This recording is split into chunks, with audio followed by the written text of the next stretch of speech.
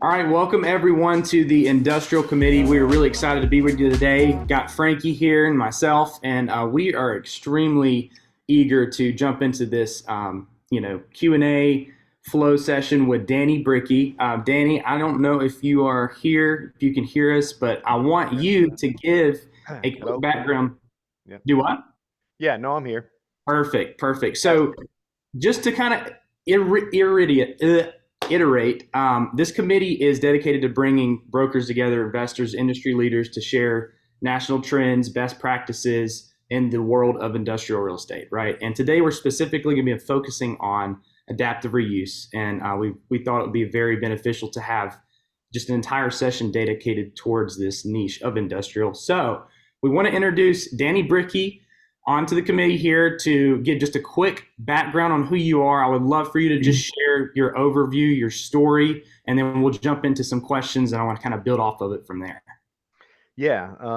So yeah, just in short, Danny Brickey, commercial DMB for the state of Arkansas. And then I kind of got my feet wet and my jump into this a little over a decade ago, 2013 going into 2014. Had a friend who's still my friend and partner. Kind of coaxed me into it, just like, and I don't know how most people got their start in real estate. Got it on the side. He had a property management company, so I just got my license. I was in the corporate world at that time, doing like in and outside sales, branch management, or operational management things. That I was just kind of bored with that. Was looking to do something different. Got my license, started dabbling a bit in just like, and I'm assuming while we're all at eXp, just like any other self-motivated person, if you're good at something, you're good at something, right? You're putting your time and effort into it. Next thing you know, opportunities start providing themselves. So he convinced me at that point in time, to take what 401k I had, and we rolled it over into a self-directed IRA. And at that point in time, went in and started buying up old buildings within the downtown Little Rock corridor. So I went straight, almost putting my money where my mouth was, adaptive reuse, like right from the get go. Right, there was these, old buildings you could get them pennies on the dollar. And my partner Jordan, and actually my partner Jordan Haas is the DMB for the state of Alaska, right? So he's here with the eXp with us now as well. I brought him over after I moved over in 2021. So just to keep tracking there, we kind of, not kind of, we bought up two or three old buildings downtown Little Rock, and started repurposing them for either mixed use, retail, some, living. Office space was still decent at that time. So we just started converting, like one is a old department store that we converted in, is now like a litigation office. There's a gym in it. There's some additional kind of ancillary stuff in it, and then there's still some empty space in it that is yet to be developed. Um, and we had just a set of buildings, and then just through that process, and our property management company, we were looking at another two buildings that were on the same block that we thought was going to tie out and be a decent multifamily, it could be a decent multifamily project. But the rent rates in downtown Little Rock just weren't at the level that they needed to be to make sense from an investment standpoint to really entice any other major equity partners, right? I mean, I had my money invested in this, and then you get it rolling and use it up on those first few projects, and you kind of find a ways and means of working and doing these projects. But then you've got to go out and start raising some capital outside of yourself, right? So we really started in 2015, 2016, on kind of that tranche of business and trying to figure out what we could potentially do. Because with adaptive reuse, as we talk through this, it's like, what's the highest and best use? It's like you've got an old shell of a building, in an area or a downtown corridor or wherever it's at. But what could it potentially be? Like, what is the highest and best use for it? You come in, you do some, market analysis, see what maybe the local area doesn't have that's an amenity or something that it may need. And then during that time in that process, as we were evaluating it, we had a capital partner of ours introduce us to a guy that's now my partner by the name of Kanal Modi, who's a second generation hotelier here out of Arkansas. His family had always owned and operated, done hotels here within the state. And he had the idea of turning one of these old buildings into a full service hotel. But he didn't know anything. Like, we had become versed with the historic tax credit process by this time, as we had utilized it on a few of our other projects. So he didn't know anything about that. So we formed a partnership there. He had, the lucky point on that is he had a little bit more access to capital than we did at that point in time, and then we were able to come in, do a design build and build an AC Marriott here. Took what was a kind of two-part, the Hall and Davidson building, which was a just a old out of use. I mean, I think it had been shut down since the mid 90s, office building, and then completely redid it into an AC Marriott that's here in downtown, full service right now. So after that, and it's one of these things with adaptive reuse is, there's only so many buildings, there's only so many old buildings in it, especially a mid-major town like Little Rock is. Little Rock's not a huge town. Our populace, even for the greater Little Rock metro, is only 500,000 people. So we kind of took that footprint and said, hey, we think we have something here. What could we do in other markets, right? So we went out and started searching some other markets. It led us to do a project up in St. Louis. And we have we have three projects in Texas right now that are in some phase of either construction, pre-construction, or we have a project in San Antonio that we're trying to close the construction loan and get under construction with it. We have a project in Fort Worth that is under construction, that should be finished here before the end of the year, all with the same idea of buying up old buildings with the specific use of doing them as hospitality products. So that's where, over the past few years, and then even, COVID was a wham for everybody, especially in the hospitality industry.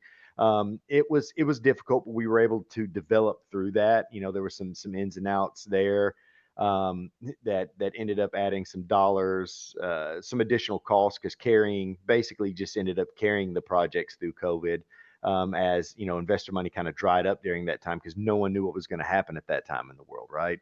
But post that, things have, started to bounce back. People are traveling again. Hospitality's picked back up nationwide. The only thing that we're facing now is that the bump in interest rates, from any development standpoint, especially on the adaptive reuse end, has kind of made construction cost, uh, especially on the loans on construction costs, it's starting to reach a barrier where it's becoming a little bit more difficult than it was, especially 2 years ago, to do some of these, with the kind of rise in interest rates. But like anything else, you kind of find a way to develop and work through it, and keep kind of plugging along. So hope that wasn't too long-winded, but in a nutshell, that's just kind of on the development end of things. Besides brokering for EXP, we kind of threw our hat in doing that full time. Which, if anyone's ever done, real estate development, it tends to be more of a money draw than producing money in my bottom. So, like, we ended up shutting the property management company down so that we could focus on that. And then at that time, is actually when I took the chance and the opportunity to move over to EXP and continue just doing locally, commercial real estate, and working here as a commercial real estate practitioner in the state of Arkansas. So it's kind of, two hats that I wear. I've got all my personal money and everything that I have tied up in these larger development deals. Looking to hopefully within the next, 10 years be 50 and have passive income where I don't necessarily worry about anything anymore. Fingers crossed that we get there. And then besides that, that the day-to-day operations of being, a broker here for EXP. I love it. I love it. And just to touch on that too, right? And the whole idea Hey, here. real quick, sorry, I don't mean to cut you off, but hey, Danny, is there any way you can put your video on or put a profile Yeah, picture at yeah, least? that's Just a and gray that's what I screen. was playing with that previous to this, and I don't know why it is. If you give me a second, I may have to bounce out and bounce back in for it to pick up. I think, because I've looked through the settings and it's not necessarily letting me. I've played with the Go on settings here your for a minute. go click on the three dots right up by your screen and scroll all the way down. You can go to edit profile picture. That's what I just did, and I renamed myself. Maybe if not, it's just because we're recording it and it just looks weird with. Yeah, no, fair enough. When it's I saw you quarter, yeah, I've been playing with it there for a minute to try to get something up there for you. it's all It's a we can. good It's not a call, huge deal. Frankie. We can scratch it or take a second and try to fix it, but Good call. no worries either way. If you, yeah, Danny, if you want, I'll you want just lip the words when you No, say. no, man, I would like to get voice my right here. profile up. I mean, I took the time and shaved and everything today, right? Well, let's So like do it. it's Let's see what's your video. now. Bottom left says video, stop video, start video. So, There's a little arrow. yeah, I mean, no, there's a little arrow, and that's what I'm saying. The video is completely grayed out. Choose background video settings. I do Uh, this. Do you have your laptop cover thing on? That does that, like the privacy thing, maybe potentially general. covering your webcam. No, nothing's covering the webcam, so Huh. interesting. yeah, and that's what I'm So saying. it sounds like he needs to log out and log back in. Yeah, I think a lot of times whenever I'm logging in, especially because on the Zoom account that I have, it's keyed into the eXp Commercial Academy from time to time as well because I have to go in there and teach. So I did it straight from the browser, and I think the issue is that there's settings that I have to like let it do my computer. So just give me 1 second. Let me log out, log back in, and we'll go from there. All right, Perfect. sounds good. No worries. Yeah, and guys, this again, one of the questions that I do want to ask Danny about is, what are the key factors that he's looking at when he's evaluating these types of properties for adaptive reuse? And the reason being is, the goal here is for us to collaborate, to help each other out, to grow. And Danny is a playmaker in this space, and this may be something that somebody wants to potentially prospect on, or just keep an eye out for potential deals. And if they know, if you know what these guys are looking for, you can ask more intelligent questions on the other line and dig for more information to be able to put together these one-pagers to present deals to people like Danny. And I really want to get his thoughts on that, because that's something that I don't know if you guys do a lot of prospecting, but over here we're really starting to kind of amp that up. Referral business is great, and there's people I know that have never made a cold call in their life, but it is still a big part of the business is finding these deals, picking up rocks, turning them over, and seeing what's underneath. And the more that we understand these different niches, right, and what these guys are looking for, the better brokers that we can be, right, and the better value we can provide on these types of scenarios. So yeah, I'm really looking forward to digging into the details here. And again, anyone, if you have any questions at any point that you want to ask Danny, please, raise your hand, jump in, chime in, interrupt. I want you guys to dig and really extract as much information as you'd like out of this. I had a question. Yeah. Hi, Danny. So I was just curious to know, if you're looking to convert these adaptive reuse industrial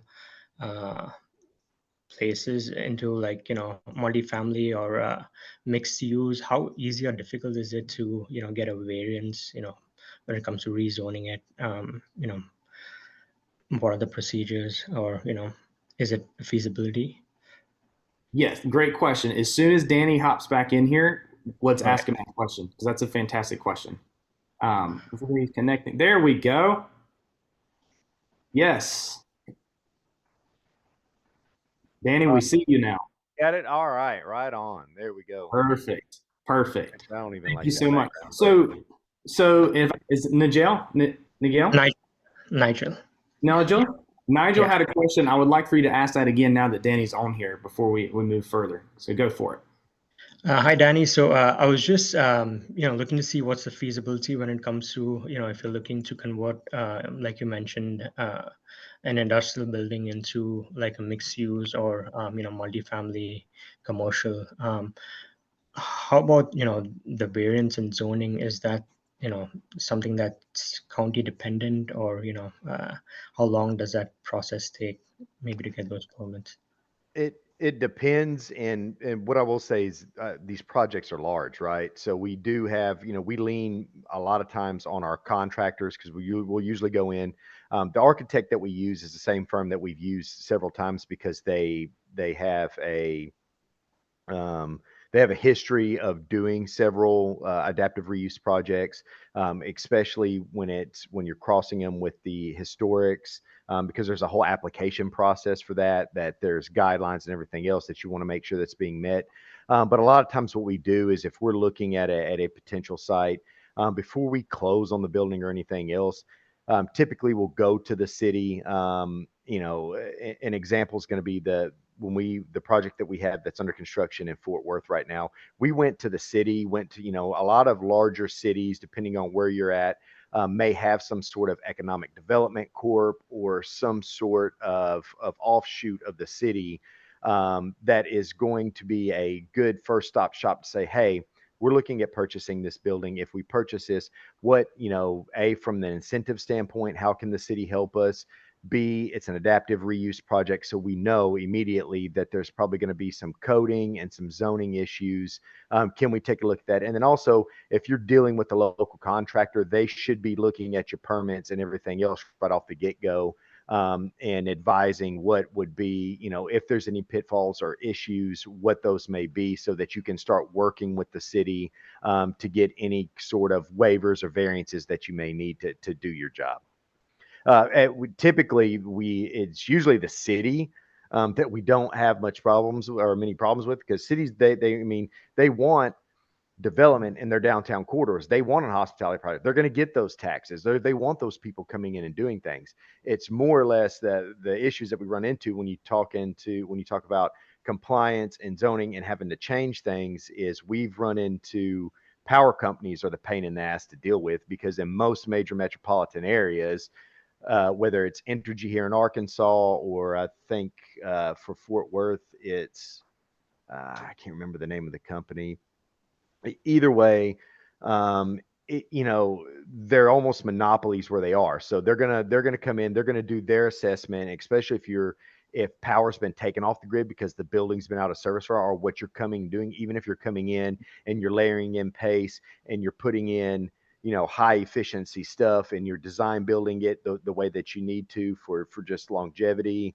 They're going to say, oh, well, you need to add another transformer into the sub vault, and that's going to be $1 million to your bottom line, because they don't. It's not like they come in and do that infrastructure; they expect you to do it. So that's where, and then okay, well, this area or this this vault that the current transformer sits in, you've got to put a larger one in now, and there's not enough room for it, right? So now where do we have to move or put this within our building? So when you get to an adaptive reuse project, there's going to be a lot of there's a lot of sessions where it's your architect, it's whatever power or utility services may be there, along with your construction company, maybe even your design team a little bit, that are sitting in a lot of VE sessions, right? Value engineering sessions, where we're going and talking through, okay, what's the highest and best use for these things? What's the best AC units or mechanicals that we can get out there that fit within our space? What is that cost to us? Is there anything that's better? Because just like any other developer, you want to put in what's going to be functional, that's going to get you what you need, but at the same time, between code, zoning, and those other things, like there may be requirements that either brand standard has, there's going to be requirements that the city may have, and a lot of times it's the power company that's driving that a lot of that conversation. Thanks a lot, Danny. Yeah, that was a pretty detailed response. Yeah. So I mean, it's a lot, right? Like we're talking about. I mean, our Fort Worth project is $100 million project, right? There's a lot of pre-work. We had it under contract before we even purchased the building for 18 months. Talking to the city, doing the feasibility studies, right? Just like any other large project that you would have, you've got your architect that you've worked with. You're probably vetting maybe 3 to 5 local GCs that you're going to get into meetings with, saying, hey, here's our general mock-up and design.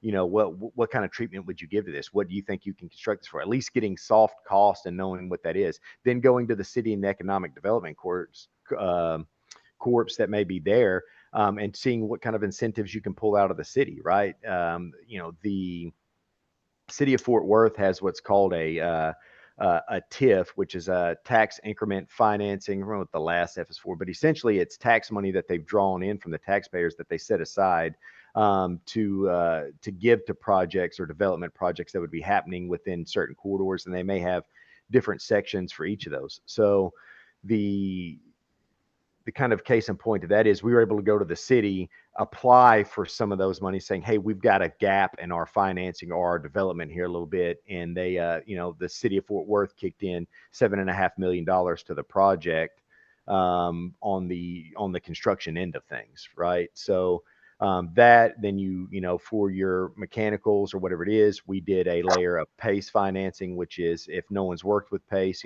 it's property assessed clean energy. The way PACE basically works is if you're putting in, kind of like the highest and best or energy efficient mechanicals, lighting, any of that into your building, they will give you favorable, lower interest rate financing to do that. That actually transfers with the building. It's actually comes as a property tax assessment. It's just another federal program, comes as a property tax assessment that's attached to the building, and you pay it out over 20 years. So to hit on that was a fantastic summary there. And that led me into another question that I think is very, very important, which is when you are assessing these projects, right? Can you walk us through how are you underwriting those, right? From a profitability standpoint, what are you looking at to assess profitability going into a project? Obviously, development is, Wild West. You never know what you're going to get into. There's no, and I would like to say we sit down and pencil whip that ourselves, but no, I mean,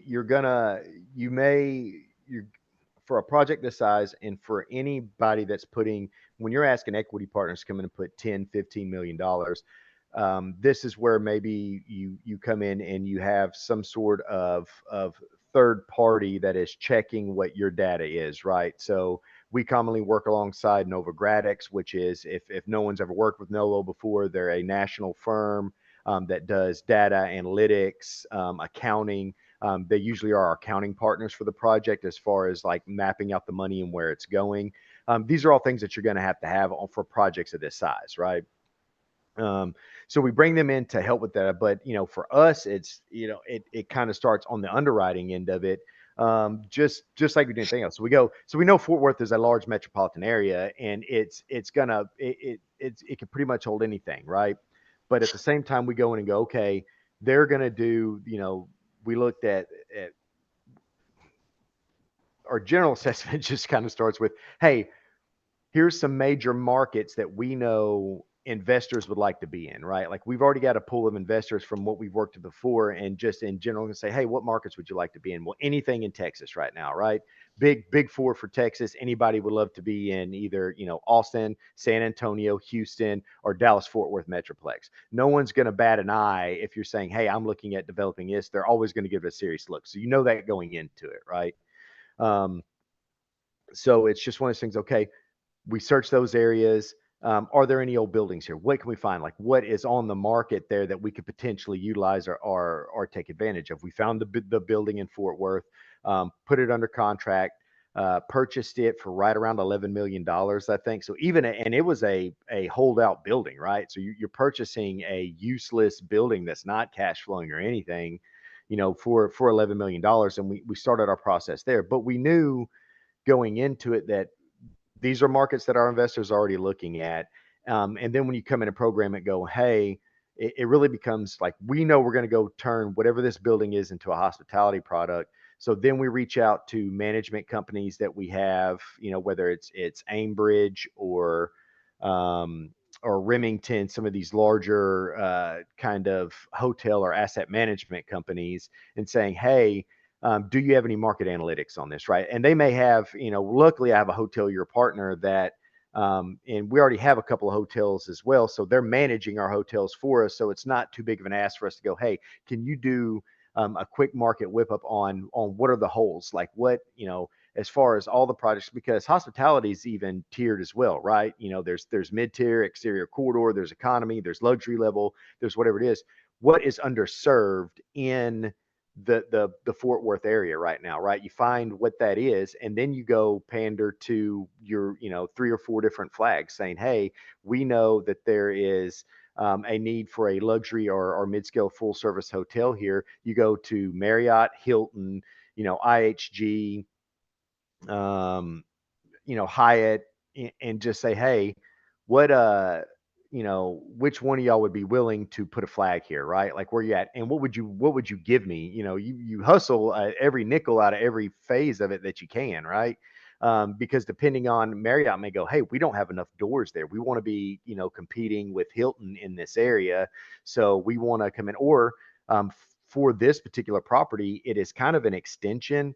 It used to be an old Radisson. It shares a sky bridge. If anyone's ever been to downtown Fort Worth, with the downtown Hilton that's there, that was actually the Hilton that Kennedy stayed in the night before, you know, he was assassinated there in Fort Worth, just a few blocks away, right? So the building gets its historical relevance kind of as an offshoot from that.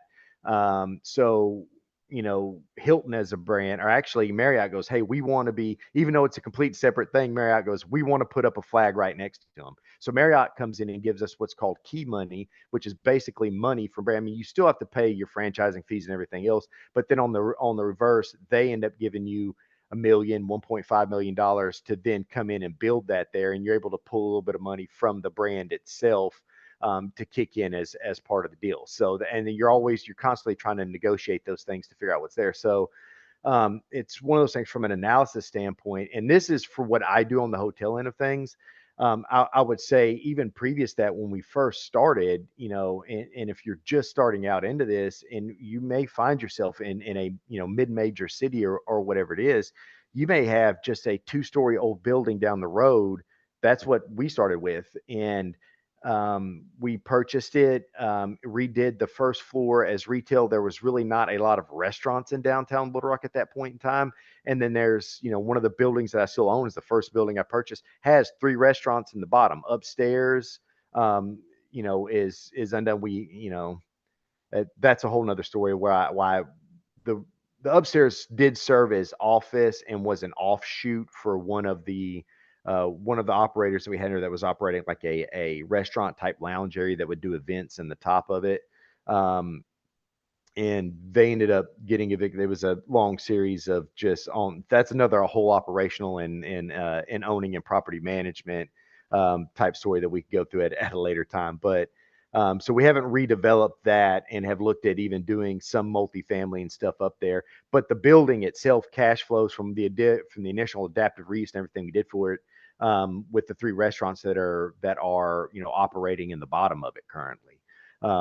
So, you know, it's one of those things where I haven't went back and necessarily developed that because, you know, it's one of these things, the time constraint that I have to put into this, whether I'm doing $100 million property or I'm doing a $2 million property, the process is pretty much the same. It's just you know, you're playing with higher, you know, you're still playing poker. You're just playing with bigger chips on this end of thing. And you're still, you know, so if you're going to be spending your time doing something, you might as well be gambling big, right? So, you know, it's just kind of the thought process to that. So all that to, I guess, kind of circle back, it starts with, you know, going into there and knowing your own market and saying, what can this be, right? Really, that's the hard part with adaptive reuse, is going, what isn't the city in need of? What can be here? And who is a developer or who is a third party that I would know that would want to come do something here, you know? And then looking at your pool of investors or anything else. And I would say the low hanging fruit right now, that most people that will be able to probably find in their backyard, is with office space dwindling.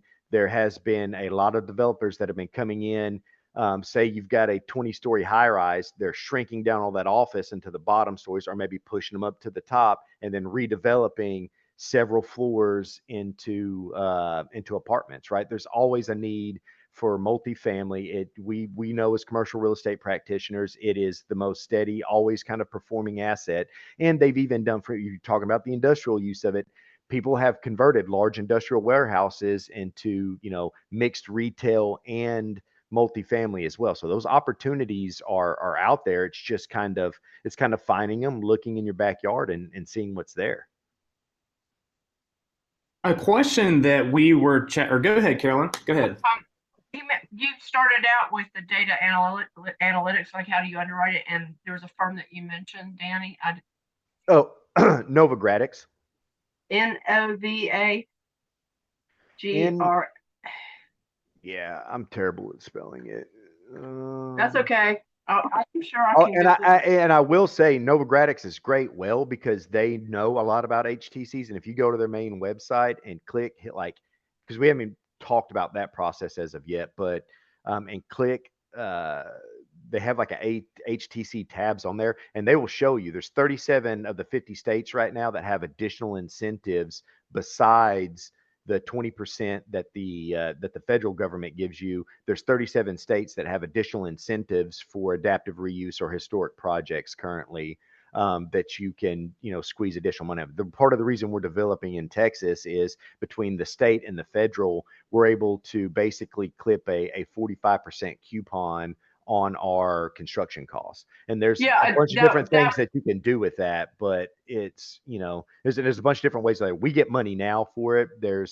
It's kind of complex how it fits into the capital stack and everything else. And that's really what Jordan handles. If you wanted to do just an aside, or maybe for one of your future, one of these is having Jordan in just to specifically talk through the capital stack and how you kind of work through the kind of 1, 2s, and 3s of that, with maybe even a mock-up capital stack, but that may be good for everybody to go through. He's the local savant for that, right? Or my savant for that. Like, he initially found that thing. He's just one of those guys that can look at the numbers, understand, and especially from government program. I wouldn't know anything, but he goes, hey, there's this government program. I think we can work it and stack it with this and do this. Some guys that are good at that are just good at that, right? And having someone on board, that's just an opportunity that I got afforded in my life. Having someone that knew how to go, we can put pace and we can do this, we can do this. And next thing you know, the construction costs for redoing these, it makes it more enticing for investors, because if it was up to the investors on where to put your money, it's always less expensive to build new and build exactly what you want. Adaptive reuse is difficult. You've got I think those incentives are key. And what I'm hearing you say is it's going to be unique for each state, actually, because they have different incentives. And I've been looking on the green side. So it's a iterative process. I think that was a great question that you had, Jaben, to lead off. And I think your suggestion, Danny, about bringing Jordan in would be on another session would be excellent, like a mock example. Yeah, and you could, because there's not just, we deal in historics, which is one of the programs. There's other programs. There's a program called that's new market tax credits. They used to be able to stack them, but a couple of developers did that in the kind of mid-teen 2000s there, and got their hands slapped because they were the government's like, hey, you're double dipping us for tax things, and a few lawsuits ensued from there. And the firm that did it may have been out of Charlotte, Jaben. I think that they may have been some of those some of them early projects that they did in downtown Charlotte, where they it was kind of the Wild West to begin with, when it was just a grab of these different programs as the federal government has them out there. But basically, the way new market tax credit works from the 10,000 look view is like, it's about job creation, essentially. So if you're bringing a product to bear, an asset to bear, especially if it's like a giant retail, and this may fit better with industrial than historics would be, because if you've got an old industrial warehouse that's in a classically depressed part of town, first it has to be in like a opportunity zone. If it's in an opportunity zone, are you bringing in and doing job creation there? Maybe some sort of a living along with it, and then job creation, and then they're able to, kind of, you build a but-for case is what they call it, saying, hey, we could build this, but for this gap in expense, and then they go, okay, we can fill that gap for you. So it's again another government incentive program that exists, because they know, like, no one with investment dollars is just gonna, we live in a capitalistic, society or economy or however you want to look at it. You're going to take your dollar to utilize it to make the most out of it. You're not, unfortunately, there's very few like altruistic people that are actually just going to go develop something and have it as a loss leader. That doesn't happen all the time. And typically that's the same with all the green stuff, whether you believe we've got a carbon footprint or not. I mean, Texas doesn't want any of that money unless you show them how much money they can make out of that money. That's right. I mean, we all know, like, we're in this business to make, we're in this business you to make money, you got to do it. And I mean, that's I mean, you have to know. But there's a lot of incentives. I think this is a great discussion. So yeah, and that's how these deals pencil, right? And that's the biggest question: is how do you make money? How do you pencil these deals? And to your point, if you don't have the tax credits, I mean, good luck. Yeah, and that's what I'm saying. How it actually pencils is going to be. That's what I'm saying. You probably bring Jordan in for a secondary follow up to this later down the road to maybe do a penciling session on, like, hey, here's how here's how you can potentially stack this. Here's how you build your sources and uses out of it. And because we did our initial modeling like that, but while I can do it, he is more or less the savant at it. Got to have a team. Got to have a team. When you're working through these historic projects, right? Can you explain the role of historic preservation and what that looks like in adaptive reuse? What are a lot of the common guidelines, restrictions, challenges, needs, requirements in order to abide by these historic, guidelines? So usually it falls under a lot. Most of it's heavily weighted on the exterior because that's what people see as the historic structure that's there. So there's a set of guidelines. You can go to NPS. It's under, so all this is an offshoot under the National Park Service. So you can go to NPS, or you can just Google, National Park Service, historic renovation, whatever it is. And even if a place, like if you're looking at buildings in your local area, there is just the historic registry, or I think it's the National Historic Registry, or the National Registry of Historic Places. I'm dyslexic and it all runs back and forth through my head, right? So you could look in there and you can qualify. Like if you're looking at a building in a downtown corridor, so sometimes there's districts. So sometimes the whole district is a historic district, and then therefore every building within it can be a historic, qualified as a historic thing. Sometimes they're one-off buildings. And then it's also it's an application process too. If you've identified a building that is over 50 years of age, is one of the main key things, and then has you can build some sort of a story for historic relevance, then they'll usually accept it and add it to the registry. Once it's on the registry, then you can, it's basically like a 3-part process to like utilizing the historic tax credits, but it starts with going down and going, hey, we're going to turn it into this. You submit an application saying we've identified this building. It's on the, historic registry of places. And then the part 2 of that application is sending in like a, 50%, at least 50% like construction set that the architect has drawn up saying, hey, we're turning this historic building A into this, right? And we're keeping this historic feature thing. And that's why it's key to have an architect that has done projects like that before, because they're going to know the material things that is going to have to be kept on any one building, because every building's a little bit different. Everyone's in a little bit different a shape. Sometimes the worst shape it's in is actually a little bit better because there's less to actually preserve at that point, which kind of, it may be difficult to say, but at the same time, if there's more of it there, they're going to look at it and go, we want to keep that. We want to keep that. We want to keep that. So it is very much in real time where there's guidelines that at the end of the day, there is a person, at NPS that is reviewing that and making that decision. So there's still a very human element to it. And some of those applications, can go back and forth as a bit of a negotiation. It's like, hey, I know you want to save this, but it's not feasible to move this project forward. So there can be a little bit of a negotiation back forward because there is a human element to it. And at the end of the day, all of they're all preservationists themselves, right? They would rather, or at least in my mind, in the dealings that I've had, and I always try um, to either negotiate or set the conversations up in this way, is their job and why they're at and why they do what they do is to try to save these buildings in the first place. So it's always that where it's like, hey, help me help you. Like, this is what I need. This is what it's really going to take to save this building from a construction standpoint and a development standpoint. Now, how do we bridge these gaps and work this forward? Because it's a standard application process, but at the same time, you'll turn that in and they'll go, oh, you can't do that. But can't, or you're just, it's not in a coordination with what you want. And let's look at X, Y, and Z. So there is a back and forth there, right? So, and just like anything else in life, having a firm, Sandvik Architects out of Cleveland, Ohio, is who we primarily use. We've also used Campo Architects, which is out of New Orleans, and has done a lot. And so, and then Sandvik has done a lot in Cincinnati, Cleveland, those major metropolitan areas, even up to Detroit. They did a really great project that is the Cadillac Book Building in downtown Detroit. You could look it up.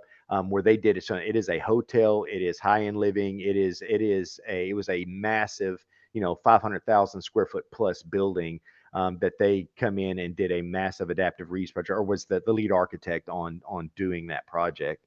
And then they've, done their our architect for the 3 projects we have in service now. But they also have a track record of completing those things. So NPS knows that, they know what they're talking about. And then they also, because when you're dealing with the government or any other bureaucracy, you may submit an application, but actually getting to the decision maker is a whole nother thing, right? So having an architect that knows who that end decision maker is and may have them in their Rolodex and is, and will sparingly make those calls when they need to make those calls to say, hey, how can we work this out? It's key, and it's what you pay them for. So, just like you said, Jaben, it takes a team. Starting with the proper architect is kind of where you start or kick that process off, from the historic development end. Now, I will say, in general, things are going through. They're going to want to preserve, windows. And window treatments are huge, right? They don't, they want you to try to preserve the exterior look of the building and the windows, the masonry.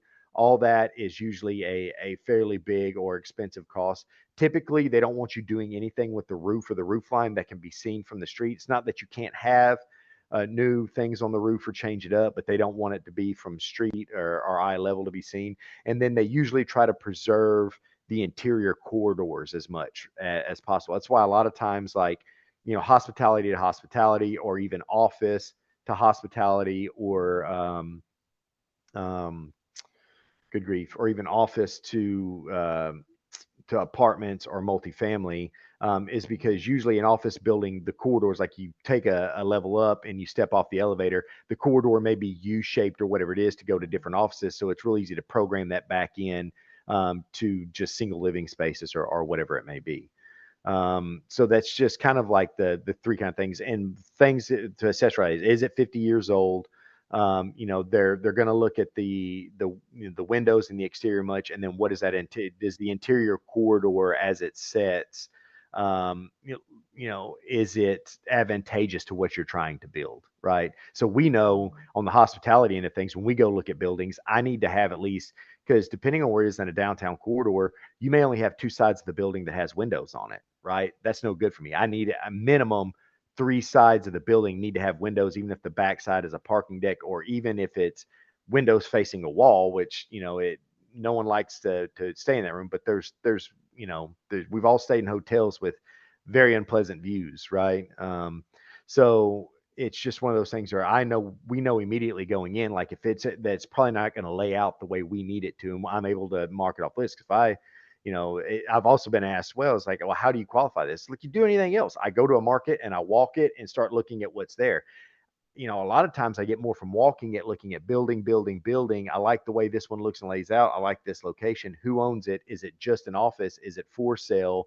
Is it, what are they doing with it? Because you may be bringing an opportunity to somebody that they may be floundering. They may not know anything about any of this, right? We all know and have dealt with, surprisingly, owners and investors that are very hands off with their property, and or leaving it up to management companies or whatever that may not be outside of the box thinkers, and you're bringing them an opportunity that you would think that someone would have brought to them previously, but they haven't, right? Because even if you're at JLL or Colliers, one of these other places, you're doing the day-to-day man. Your job as a property manager. You're not looking to develop, right? So they're not wearing that development hat.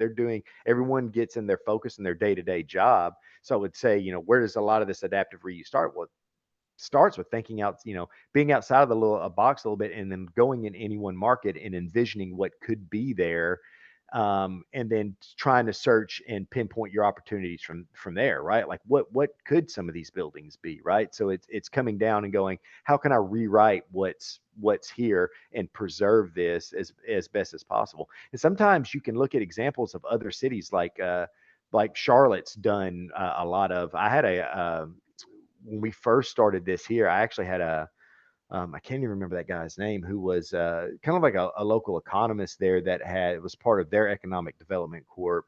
That was just like kind of the chicken or the egg situation. Do you start building the multifamily first, or do you start building the grocery stores? Do you start building the amenities first?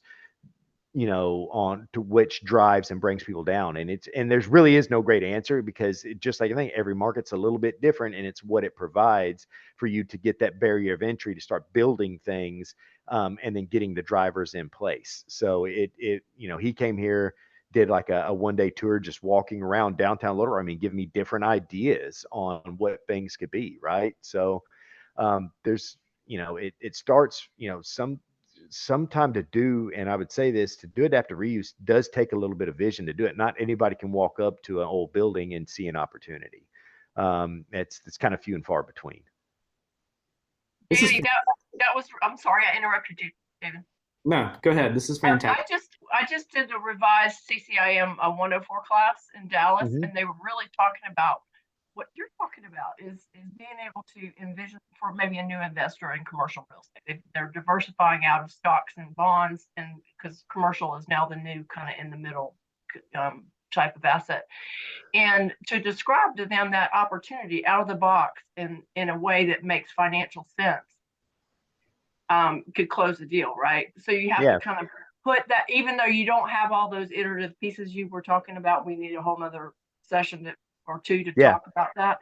It's not in stone. You don't know you're going to get those, but if you could pitch that vision, that's a key story. It's a story, right? Yeah. To take and I want to say your message is awesome, because just because it hasn't been done and it's owned by somebody else and it's currently in office, don't let that put you out of the idea of where you're going. Build that vision if it makes financial sense, and don't be concerned about pitching it, because I think you can close when you have the numbers. You can close it, and they certainly are not being served by their current brokers that are just managing the property, and if they're hands off, maybe their return can be a whole lot better. That's right. You don't know what you don't know, and making a general assumption that they, I would say that I've made a life and a career by being able just to ask the questions and being willing to pick up the phone and then ask somebody like, hey, are you like what? And they may say, yeah, no, I've thought about that or whatever. But if I didn't ask, then I wouldn't know. Generally assuming that everybody knows what you know doesn't pan well for you, right? Like we're always, as commercial real estate practitioners, we're always looking for a way to express value to individuals. That's how we make money. This is a value. This is something that I know. Have you thought about this?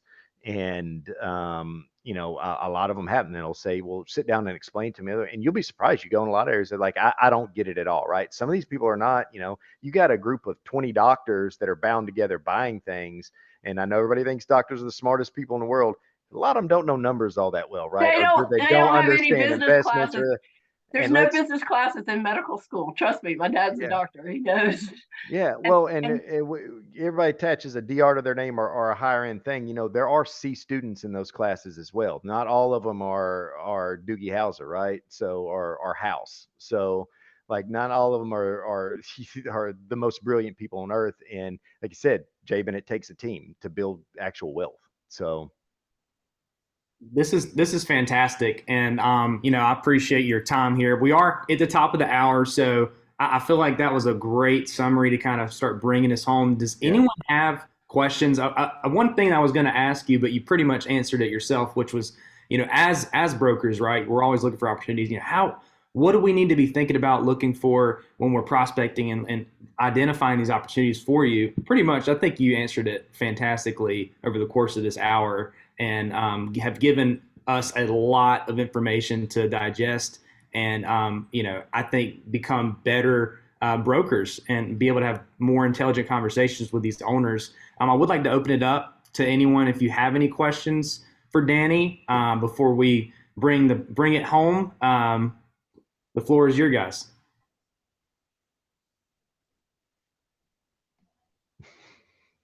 Don't speak at once. Danny, whenever you get these developments underway and you come to the point where you're trying to fill them, you're trying to lease them out. What groups of people, like if you want to do a hotel, who are you going to try to get these buildings, leased out? Is that what you're doing? Is you're getting to a point and then you're leasing them out to other businesses? No. Like, we're specifically doing hospitality. So I already have brand, and design, and we're building it specifically to be a thing, right? Like, so, the conversion here in Little Rock was to build it specifically to an AC Marriott. The conversion of the old Shell Oil headquarters in St. Louis, we did 220 rooms total. It is a home to and true by Hilton. The project under construction in Fort Worth will be a La Meridian by Marriott. And right now we've got an Autograph that we're slated to do. We own the building that's on the Riverwalk in downtown San Antonio. We're trying to get our construction financing in place. Has been the big, since the spike in interest rates, the first person we had slated for, and I mean, as a developer, I'll be candid, the first person we had slated to do it we're getting 30 days out from closing this loan, or 45 days out. And they're like, well, turns out we can't do this now. Right. Like, they just decided to basically walk on us right there in January, as we were hoping to potentially close in February. So that's, we've had to pivot, and, we're working through that. I mean, that it's almost the same thing we saw during COVID. Is our construction lender, which is like a private equity firm, tried to back out on us the last minute when we're trying to push this forward, because they say, we don't know what the market's going to do. So even if they've signed an agreement saying that they're going to fund, that doesn't mean that bank's not going to try to back out on you last minute. So development's difficult, at most of the time. So, but that being said, like, it's a good example of this right now. And we can, if any of y'all want to follow up on that, if any of y'all have multifamily investors that may want to look at a project like this, is we had originally purchased a building in Amarillo, that we still have. We wanted to do a hotel there. We're looking at maybe doing hotel, maybe multifamily mix at this point, just because financing is better for multifamily projects right now than it is for hospitality products. So I've got a large historic building in downtown Amarillo right now that we're still trying to program and figure out which way we're going to run with the ball. May end up doing complete multifamily, because multifamily in downtown Amarillo right now is on serve. They only have 85 units in downtown Amarillo currently there, and they stay, almost upwards of 90% occupied, and they're, a little bit higher end. And then our particular property is right next to their convention center and all the other amenities that you want in the town. We've been working alongside the city for the past 2 years, and they just want us to do a project. They don't necessarily care whether it's multifamily, indoor, hospitality. They're just wanting to get those tax dollars and continue to try to revive downtown Amarillo, as a lot of cities are, like, that are mid-major cities, going, how do we revive and get people to our downtown, so it's not such a barren wasteland, and setting some of those things up. So if anyone wants to give me a call, even after that's kind of the selfish plug there, is I do have a project that we're still looking for potential equity partners, or maybe even end users for it. Because hospitality is more the tranche that what we do have experience with doing multifamily, and have some other multifamily developers that I could bring into the deal, but we're kind of exploring those options at this point. Beautiful. Does anyone else have questions? Yeah, Danny. Hey, this is Derek in Tampa, Florida. Yeah. Hey, I have a quick question for you. About, I think, thank you is a very, it's a great overview.